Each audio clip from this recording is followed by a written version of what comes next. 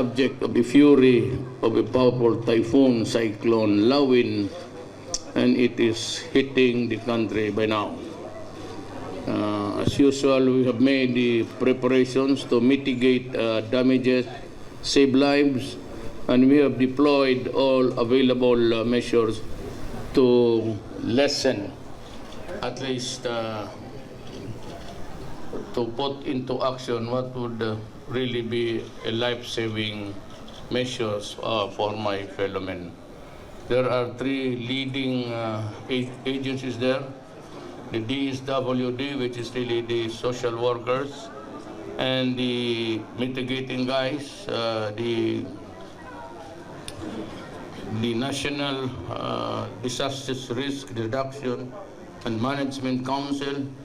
They're all there on the ground today, and we can only pray that it will not really result in so many damage, and hopefully, God forbid, no lives lost.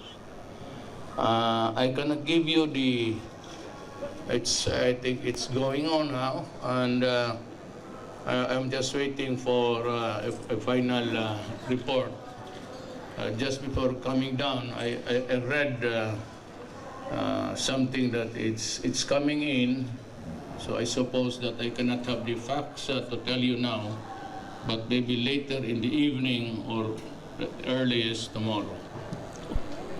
I'm here to answer your questions and hopefully to satisfy everybody. Who will ask the first question? The first question, Mr. President, is from Xinhua News Agency. Yes, ma'am. You may stand up and come here. Thank you, President. I'm from Xinhua News Agency. My first question is, how is your first day in Beijing? And what did you do? And where did you go? What people, who did you meet?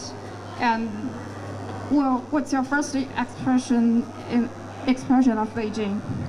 Here? Yeah. In Beijing? Yeah. None. I was just met by the protocol officers and some high government officials, but there were neither was. I never met with them.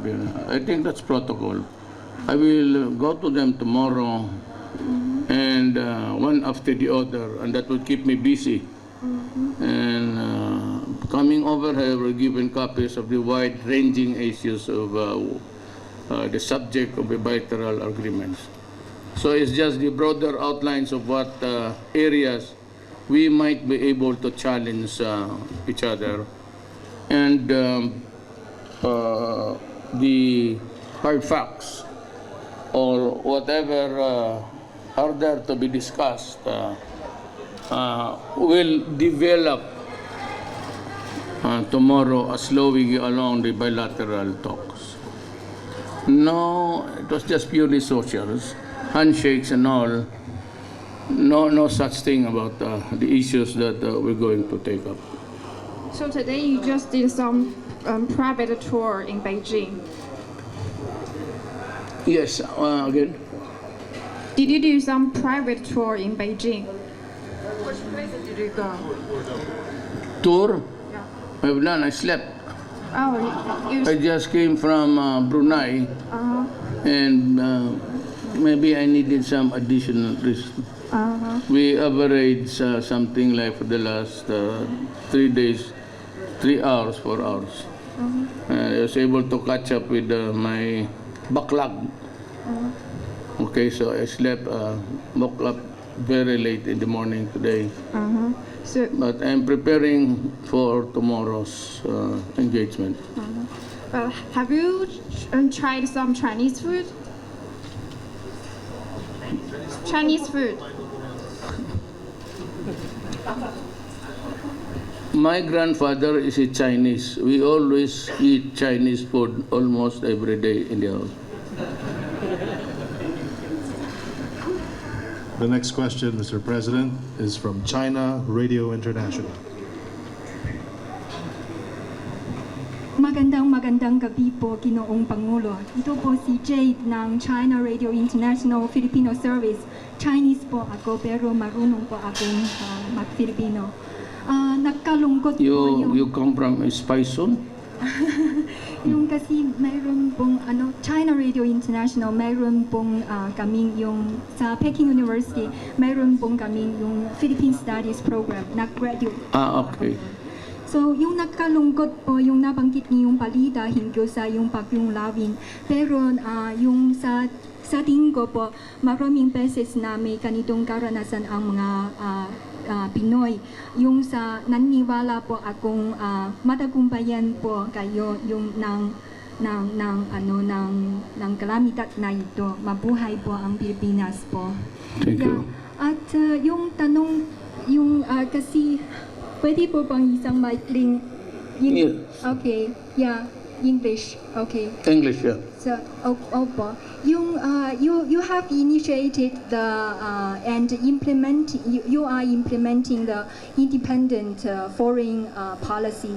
So, in your how would you enhance the China-Philippines relationship based on this foreign policy? Well, historically, we were never, let me be very, we've always been allied with the West. And in terms of entertainment, education, and all, it was all Western. As a matter of fact, I am more articulate in talk and in English than in my own dialect. Sometimes I have to group the words.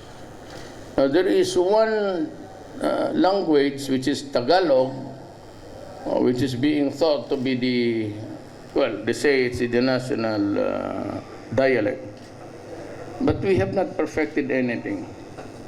And that is why even in the movies and even the histories, those were the things that were not properly put in place in their proper perspective. And that is why even in the survey, the Filipinos would place their trust more with the Americans than the Chinese. But during the Cold War, China was portrayed as the bad guy. And all of these years, what we have read in our books, in school, were all propaganda produced by the West. And I cannot blame the Filipinos for being so indebted because everything indebted to the West because even the reasons for war was placed there as a war against the Philippines, against the enemies during the Second World War. We were hit hard. In the Battle of Manila, I think it was 200,000 people killed. The carpet bombings there were not really made by the Japanese. It was made by the Americans to retake the city. So there's no question that in the propaganda as we grew up, we only read the propaganda of the West, but there was Cold War at the time, and so we could hardly get any news from China and Russia. Those are the realities of life. And so our foreign policies, up to now, up to this point, were geared towards to favor a sector in the world ideology and the contending ideologies of the world. Now that I am president, by the grace of God, I read a lot, I'm a lawyer, and I study geopolitics and all, and also I am a graduate of the Foreign Service, so I get to know how to balance this contending. At this age, I have now the proper perspective to judge whether the foreign policy is good for us or not. I said a few months ago, that I will charter a new course, changing direction of the foreign policy, and be with friends with everybody, and with no enemies to contend with, no enemies to hurt, no friends to serve. Unfortunately, this started with the war against drugs. And I'll give you the hard numbers. It's 4 million all in all.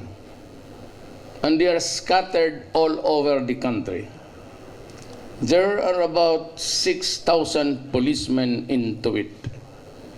Then municipal mayors and the barangay captains who take care of the basic government unit, the barangay chairman, then the municipal mayor,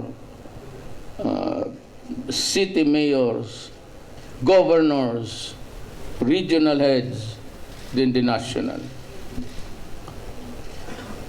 What is really very alarming and is that my country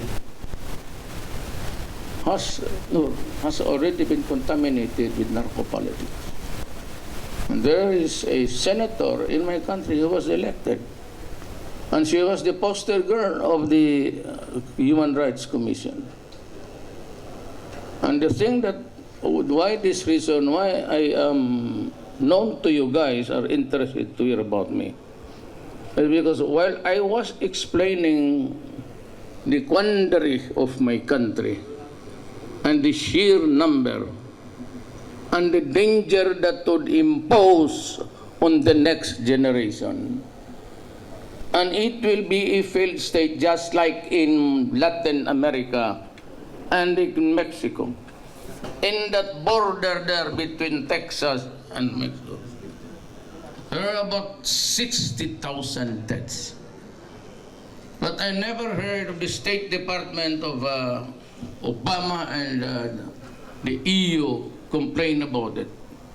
They were focusing on me because that issue, which is really correct, was an issue against me when I was mayor. And they kept on hammering on me, criticizing me. But when I was president, that is something else. Because now I represent a country. And if you reprimand me in the international scene, all the networks here, your networks, and you show it to your own country, it will put to shame my country. And you have something to answer. Oh, you come from this place, could you explain to us? But all the networks, they were only interested to highlight my statement when I said, internationally, publicly, if you destroy my country, I will kill you. And I was addressing myself to all the drug syndicates and the drug pushers and all. And I said, if you destroy the youth of the land, deprive us of the resources of tomorrow, I will kill you. And they kept on happy that he said, that the president has been heard saying that he would kill people because they did not understand the statement, because they were dumb-headed.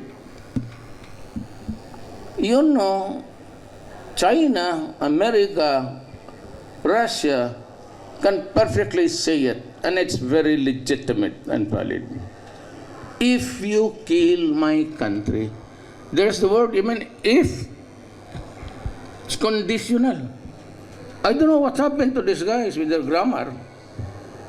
I mean, we are not that sophisticated and our English acquired culture. But they should go to if. So if you do not destroy my country, then I would not kill you. But they kept on hammering on the issues of killing alone, because they like it and threatening me with going to the international criminal court. And said that was enough. And I said, no. Since nobody was listening to me, I gave them the word, bullshit, all of you. Then they suddenly heard, oh, here's somebody bullshitting us. Who is this guy? Now they know that it's me. Now they are hearing. What's wrong in saying you kill all the criminals? The police, when I say, yeah, you're ordering the police, look, the soldiers of my country, they go to a 4-year course, the Philippine Military Academy. The police, there's another school, the Philippine National Police Academy. They study for 4 years before they become full-fledged law enforcement. Do you all know that when you say you kill them, it's either just like in the Old West. It is not our words. It is the words of the American cowboy in the movies. Billy the Kid, wanted, dead or alive. And if you do that in my country, it is not all right. But if they do it in their own country, the funniest thing is, it's even at the movies. Without the caveat, warning, this is just movies. They say, go for them, dead or alive. And when I say I'm going to protect my country because I am the president and I have every right, that is self-preservation. If that is not understood by EU and America, I'm sorry for them. It is really a very sad day. When even when you invented the language, you pass it on to some other people. You gave so many cliches about dead or alive. And when I do it, I said, capture him when dead or alive. The policemen and the military knew that there has to be some sort of a resistance. And that resistance must be violent.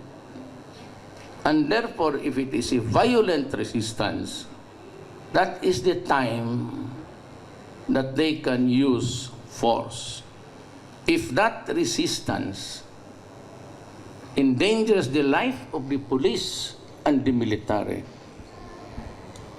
if they believe that they are already in the process of losing their lives, and that's what's the only time that they can kill. No need to repeat it. They have been there for 4 years, and that has been imbued in their minds. And that is the same theory for the FBIs and the police and everybody. But people judge best when they condemn. They always make you the worst of you.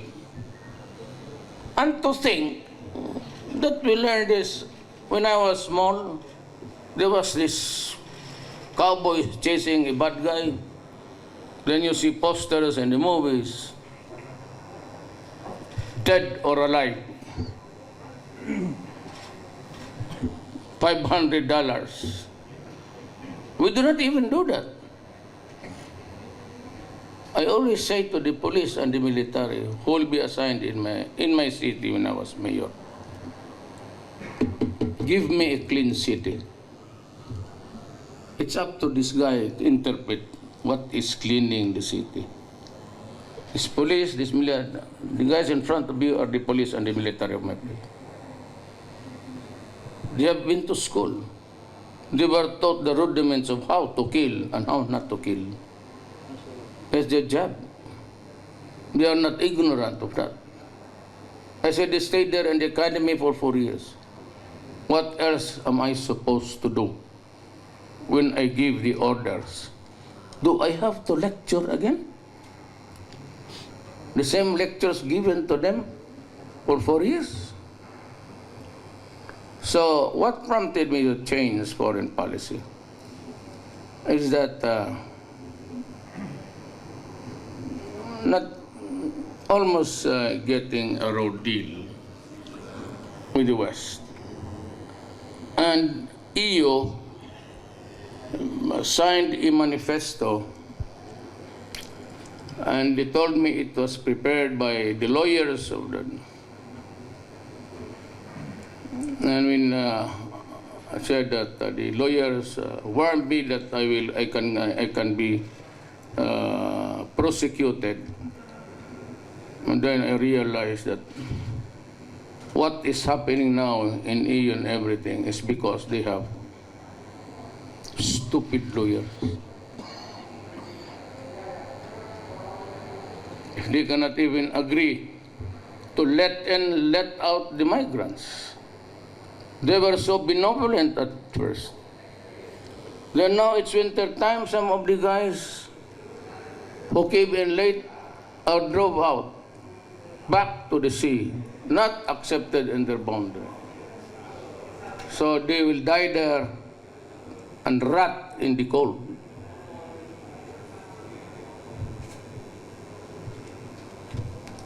Give me a sensible answer. I'm willing to resign here. I would not even have to go to Manila. America and Britain invaded Iraq with all the hullabaloo and pronouncement that had weapons of mass destruction. After killing so much of the soldiers there, the Republican guards of Saddam, and killed Saddam in the process, they found out, with all its might and technology and human intelligence, that there was no weapons of mass destruction.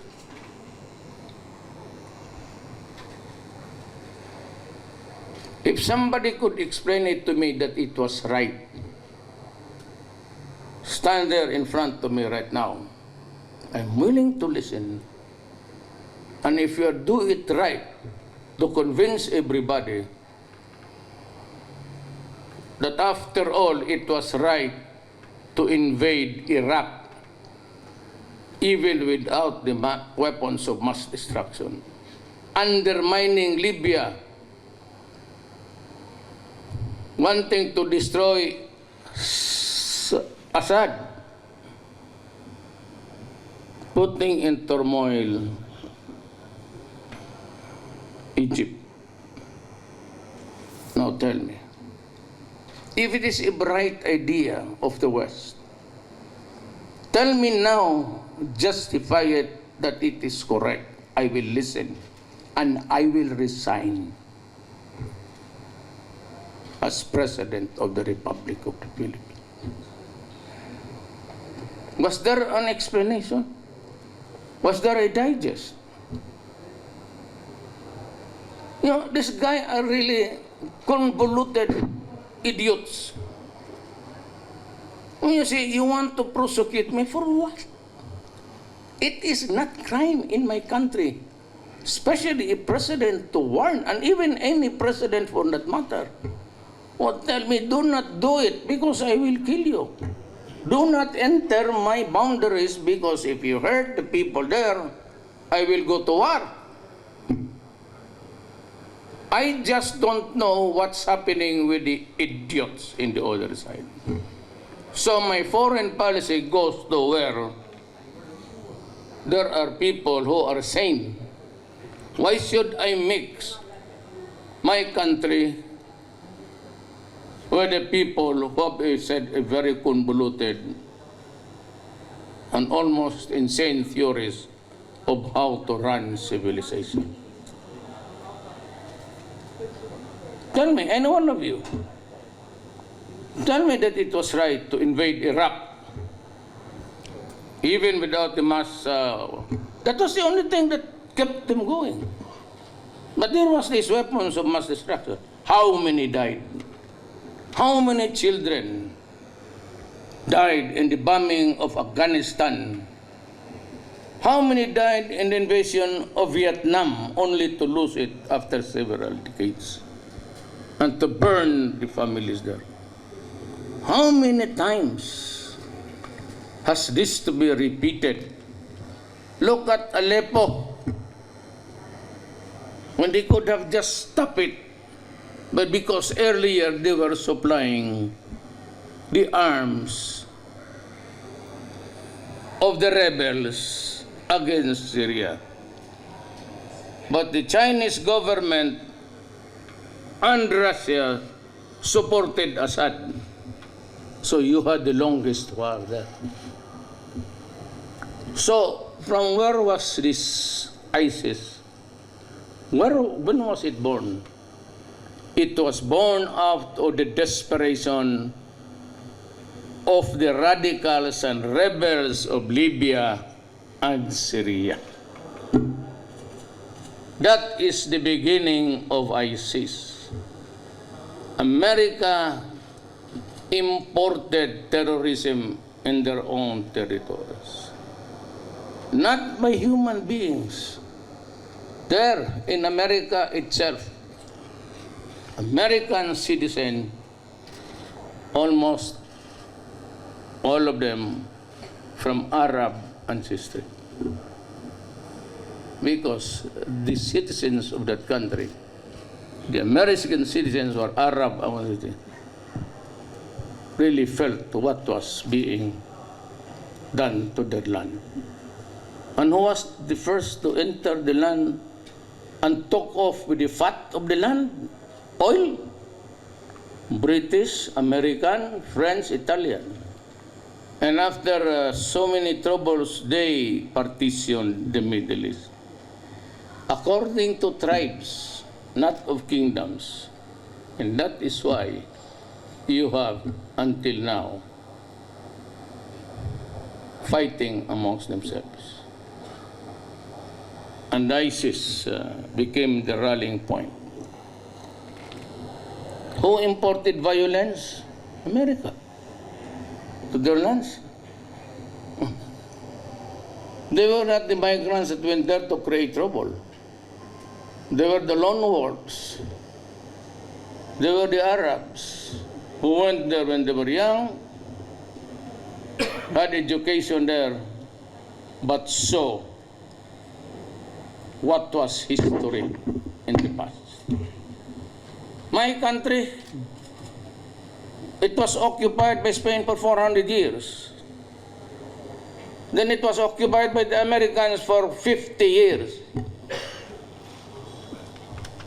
And you think that because we are now, that was a century ago, when you should see the pile of bodies, you should see the big holes where the Moro Muslims of Mindanao were dumped there. And they say, oh, it's 100 years, Duterte. No, it could not be 100 years.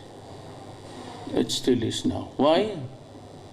Because of your convoluted ideas of how to run this civilization.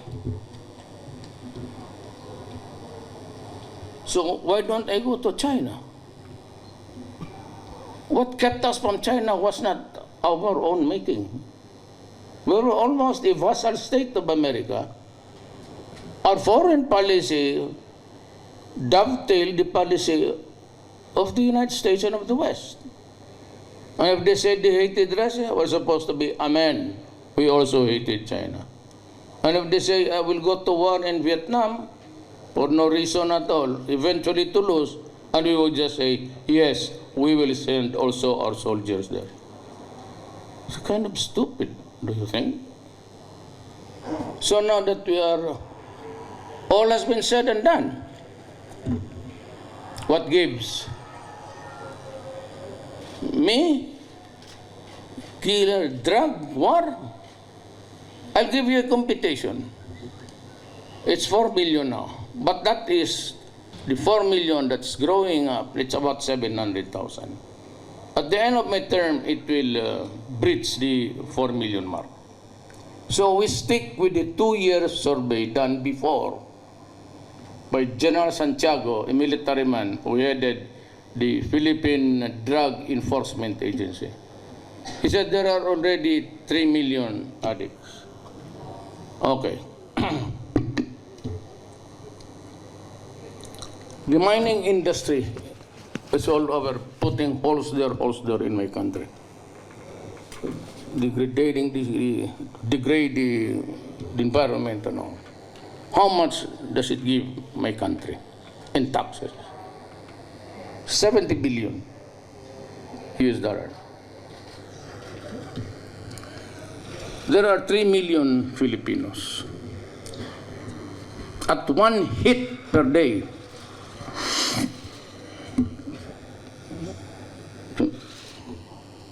times 3 million, that is 6,000 per person a month. If you multiply it by the 3 million, that's 18 billion a month. If you multiply it by 12, that's 216 billion a year. Money which the father of a family would have to buy rice, medicine, schools.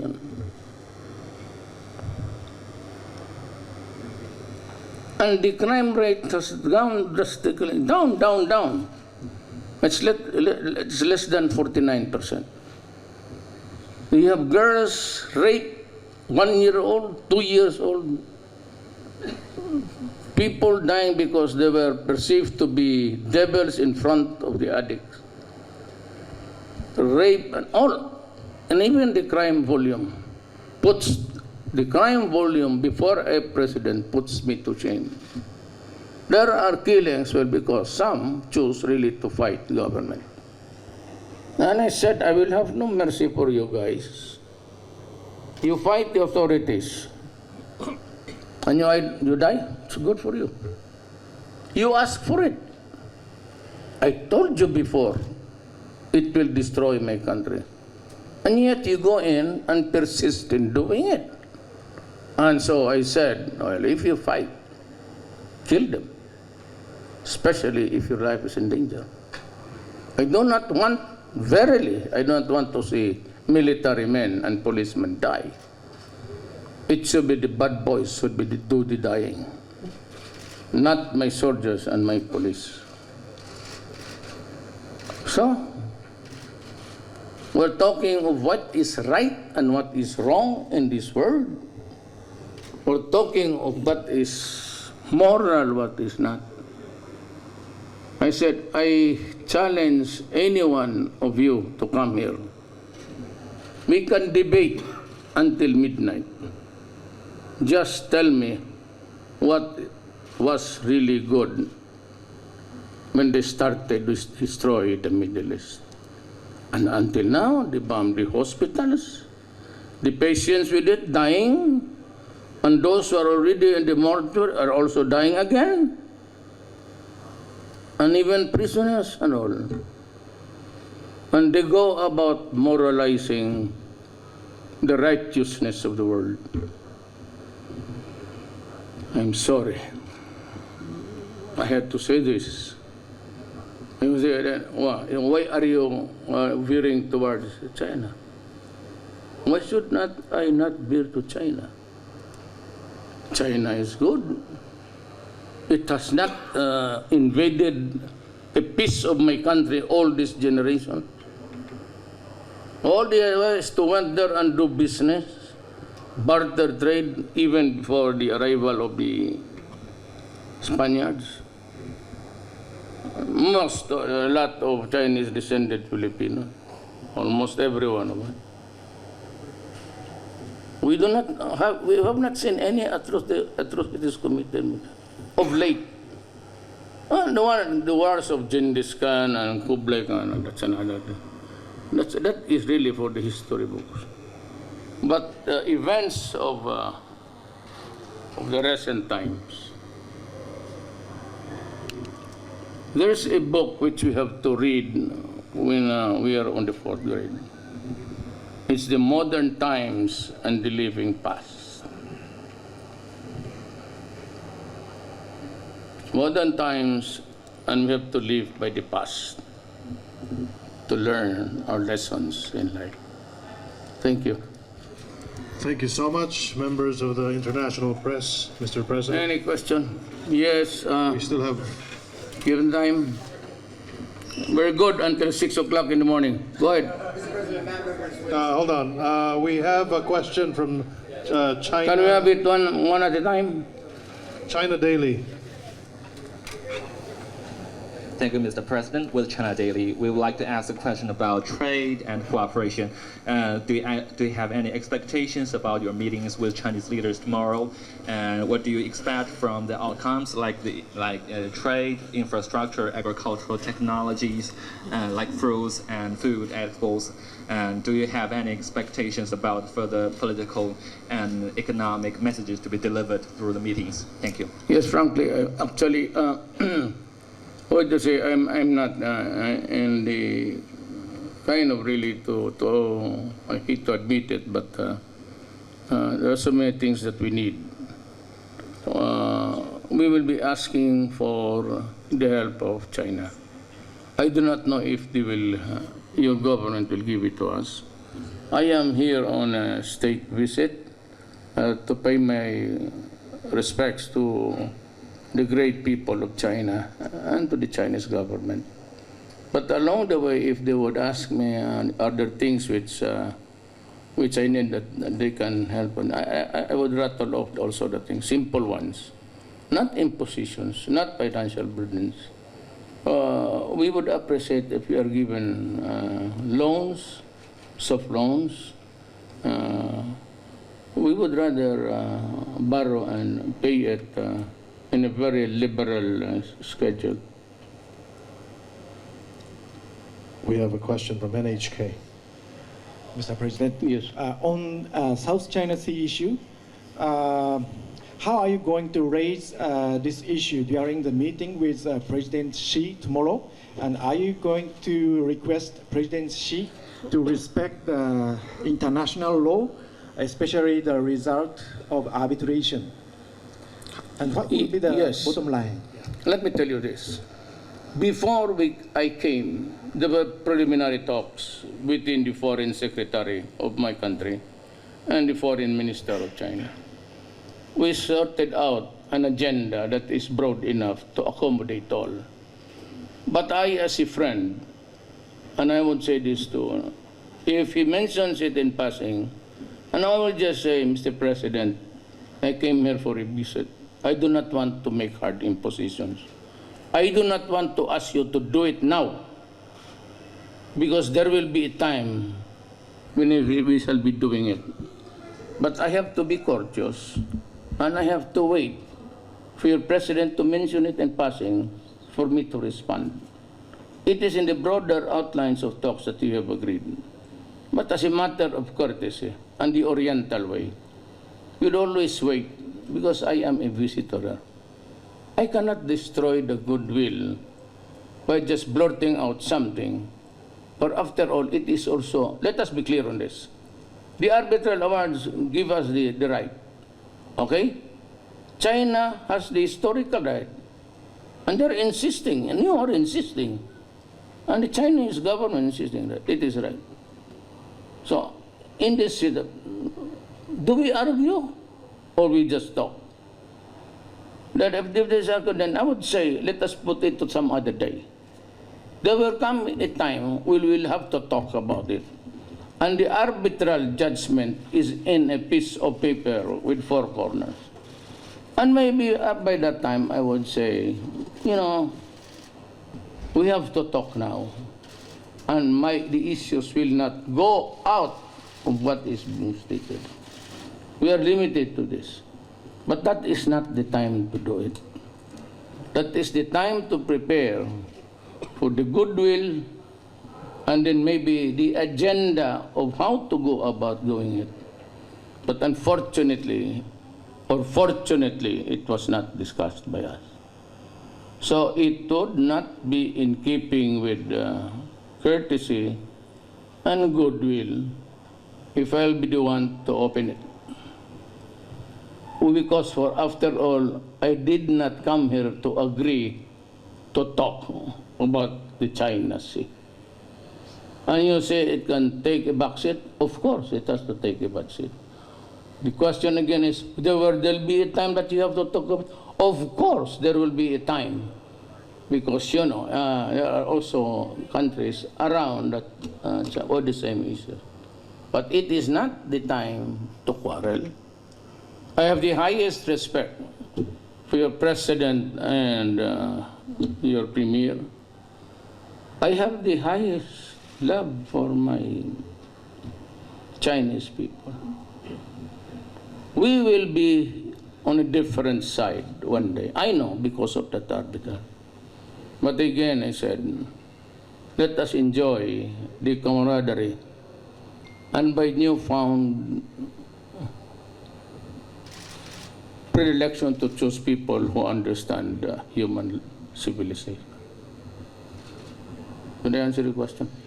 Thank you. Our last question is from CNN International. Mr. President, thank Yes, you so much for taking our question. Matt Rivers with Yes. CNN. Sir, with the understanding that on this particular trip you will not be talking in substantive terms in terms of negotiating over the South China Sea, when that day inevitably comes, would there be room for some sort of bargain? For instance, if China allowed Filipino fishermen back into the area, would you ever allow China to build another artificial island in that area? Or is that a red line for you? And just a quick follow-up, if I may, the U.S. presidential election just a few weeks away. What are your thoughts on the candidates, and do you have a preference for which candidate should win? Thank you very much for your time. In the matter of the fishing rights, I leave it to China to decide. We'll be talking about it. And if we will mention it in passing, the arbitral judgment, and I would say, okay, if that is what you want, if there are things really which have to be talked of preliminarily, we can do it now. We can set the broad lines. I said, but there will be no hard impositions. There will be no asking of concessions in anything. And the third is with the elections, I don't know which way it will go. If I were just an ordinary citizen of the Republic of the Philippines, I'd gladly give you my choice. Problems I have in my burden, the Republic of the Philippines, which you are not allowed by protocol and by law to side with anybody. Of course, if you whisper to me to which side I belong, I'll tell you, and you'd be surprised. You sure you don't want to tell us now? Because well, it's not good, it's not allowed, and I am sure that I'd get a lot of flack for that. Thank you so much, members of the international press. Good evening.